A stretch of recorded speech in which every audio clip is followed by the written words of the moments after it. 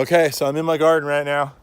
I usually don't make videos nearly naked, but today I will because I'm shirtless. And I wasn't planning on making a video, but then look, something's in bloom, and I don't get down here often. So here we go. Yeah, so this is the soap aloe, also known as the speckled aloe, and it used to be known as Aloe saponaria, but now it's known as Aloe maculata.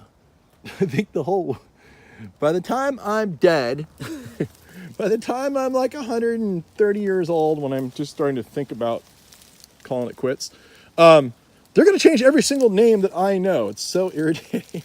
But this is a fantastic aloe. I've seen this aloe around since I was a kid in people's gardens, and the reason you see it so often, you can see why they call it the speckled aloe.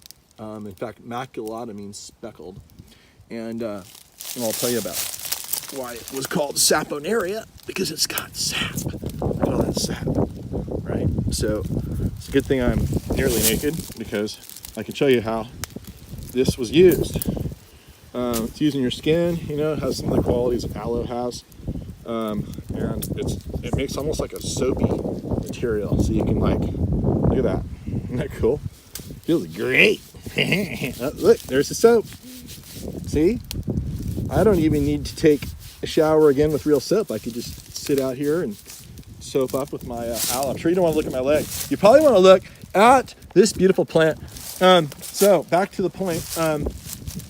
You can see I've done nothing down here. These are the old flowers from last year that fell off. I'm a kind of a do nothing kind of gardener. Pull some weeds and then, see how these plants look like in habitat. This is how they look in habitat. So the reason you see this plant often is because it is such a survivor, and it obviously multiplies with rhizomes in the ground and spreads around. Now, it's got to be hardy to like 15 degrees or so, because I've seen it in places where gets so cold, and yet this one survives.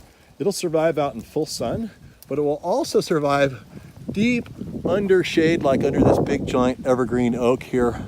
And it does get some brighter light, but even in the shade it would survive.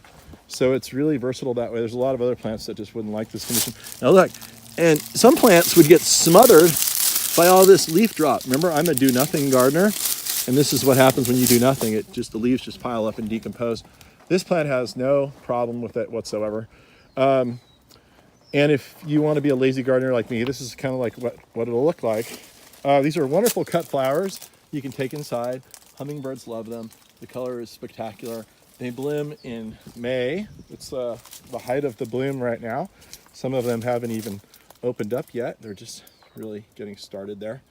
But I have a whole clump of these things on my back hill that has been there since I bought this property. It's like someone threw them over the edge of the hill and they just took off. They've never gotten water. This is a plant you can use in Northern California, at least, and probably in Southern California and places with a similar climate, as a completely dry land plant. You could probably just plant them in fall, water them in really good, get them through one good wet season, and then, just let them go.